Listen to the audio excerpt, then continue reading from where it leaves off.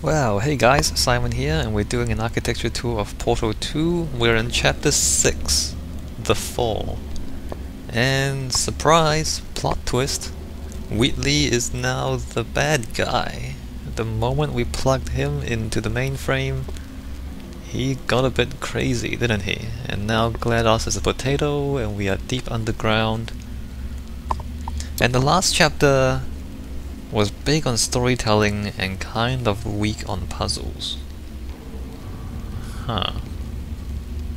The environment was kind of interesting. We got to look at the industrial factories and the the service areas of Aparture Science, although it's not really new, right? I mean, we've been into the service areas of Aparture Science before in the first game and in other parts of the second game as before GLaDOS was revived and repaired the test chambers.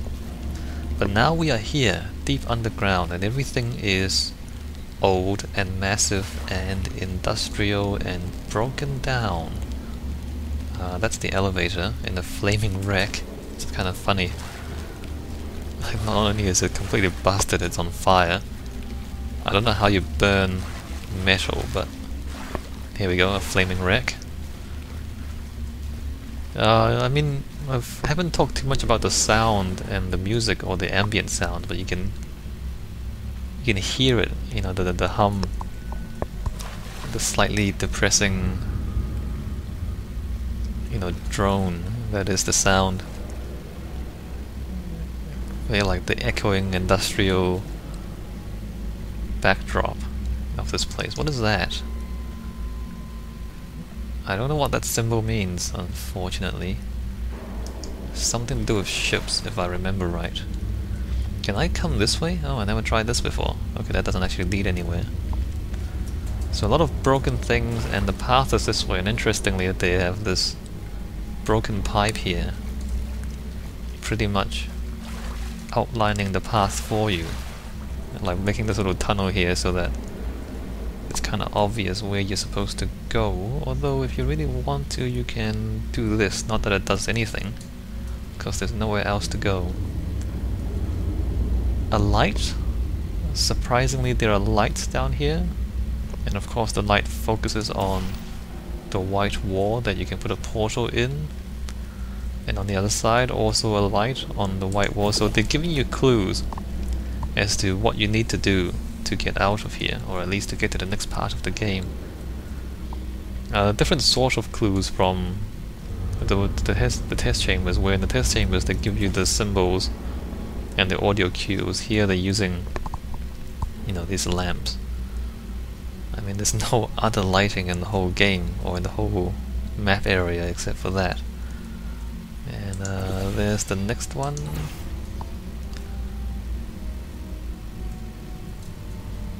Is that? Huh. No, there's nothing there. Like, look how massive everything is. It's completely over the top, of course. Like, you wouldn't find anything like this in the real world. Underground, like a cavern this big underground. And then having all this stuff built in it. But it's fiction. We are allowed to exaggerate a little bit for the sake of fiction and entertainment. Let's see. So again, like, there's no branching paths, there's no other place to go except where you're meant to go. And here we're back with the Where's Waldo again. Like, where is the next surface that I'm supposed to put the portal on? Oh, there it is. There's the light as well, giving us the clue. So it's not clever puzzle design, it's just finding a surface in the distance. And you know how earlier in the game I said some of the puzzles seem to be training you to look for surfaces in the distance to put portals in?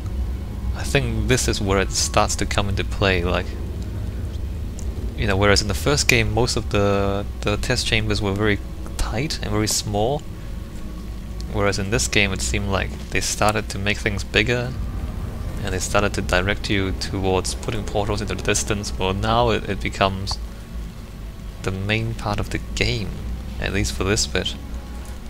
And I still disagree with that. Like, I wish there was more interesting stuff here than just, you know, look for the white paint in the distance. It's not really clever, as I said. But, you know, the game is how it is. You might argue that... Well, no. Actually, well, I'll say it. You might argue that, you know, this is the first time we're down here in this environment, and maybe they're keeping the puzzles simple to start with, and then they'll ramp up the difficulty later, but that's not actually true. And you'll see why as we move forward. Architecture-wise, I really have nothing to say about this.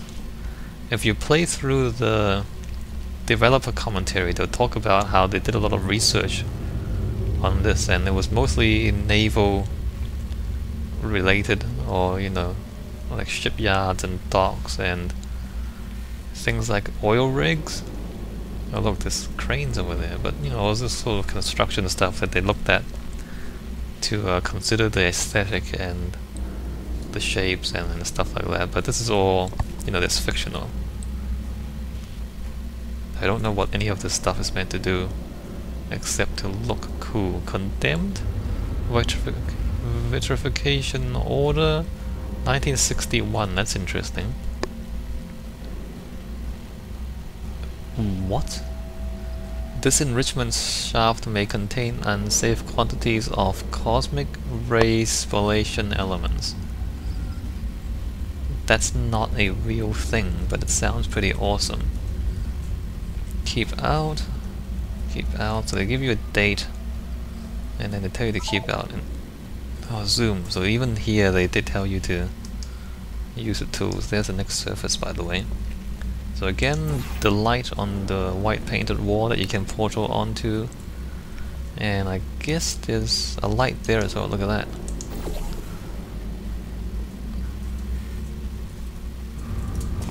So where's Waldo with a few clues? That there is a fluorescent light. When were they invented? If this place was shut down in 1961. I mean, it makes no sense that any of these lights still work after so many years, but again, we can ignore that. That's just a story. Fiction. Wait. Huh, it's a doorway that's been bricked up. Interesting. What else can we see here? What does that say?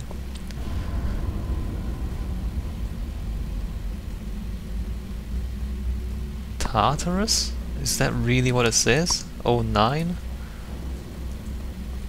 Tartarus, if I remember right, is Greek, the Greek hell? Or is it Roman? Hades is the god.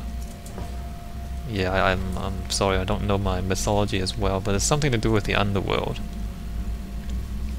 And if you remember the turret earlier, the different one, who said Prometheus was punished for giving humans the gift of fire, and he was sent into the underworld to be pecked by birds.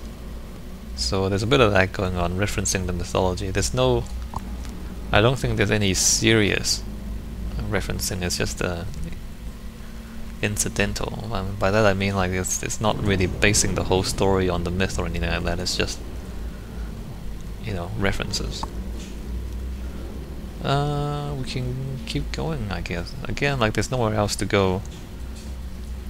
I mean, I've played this game before, so you know, in the previous playthroughs I would check every corner to see if I can break the game and escape the path that's been set out for us, but there is in fact nowhere else to go except here. It says do not enter and keep out, but there's nowhere else to go. And then, you know, these tubes again outlining the path for you. What is this? It looks like a cave. Are these natural walls or not? Who knows? But, you know, the underworld references.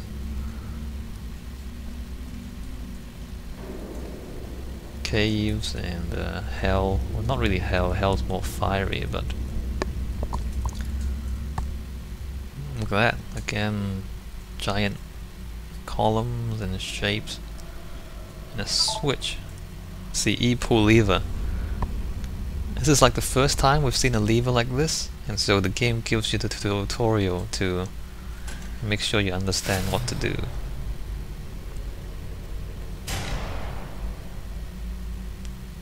And we have light.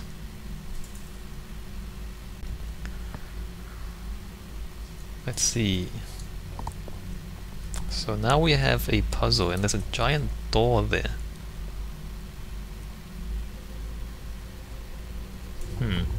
It's big enough to fit like a ship through. And the circular thing is somewhat naval. Let's see, where... here we go. Can we walk up that way? We can. What does that say? Abandonment hatch to test shaft 09. Zulu Bunsen, do not enter, sealed 06/15/1961. Abandonment shaft. Okay, we can't actually go into here. We come up here, there's a giant number up there, danger. In the event of flooding, seek air pocket. Wow, that's helpful. Hatch reclusion override. There we go. And counts down 4, 3, 2, 1. Let's see. Of course we have the portal gun, so there's always this. And the timer too, like it ticks. There's the visual cue, there's the audio cue. So making the clues obvious. And then this.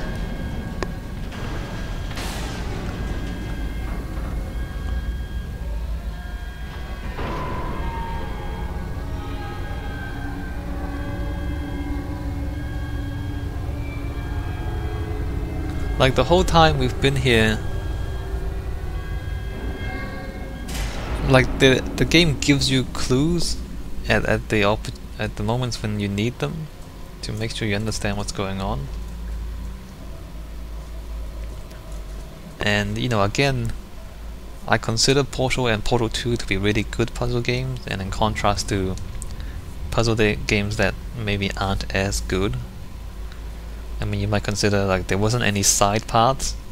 There was only one path through the whole thing. Like if you walk around, you don't walk into a dead end and then have to walk back, or you're never really that confused as to where you have to go. Although, as I said, I've played this game before, so I know where to put the portals, or I kind of remember, not completely. But there's no other things to do except what the game needs you to do. You don't really waste any time. Or the game doesn't make it so that you run around confused and you waste time trying things that you don't really need to try. That's interesting. I wonder... No, we can't play with that. We can put portals up there though. I'm just wondering if there's any secrets around here that we can fling ourselves onto, but let's not do that. And a door. So there's that giant portal, and then there's this tiny ass door into a loading screen. Keep out. Yes.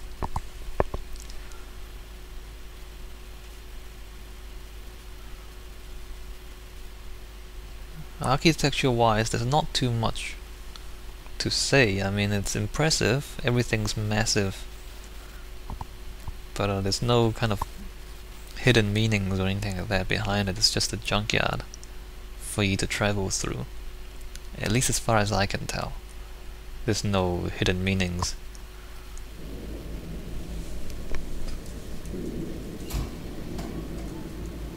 And we are in a cave.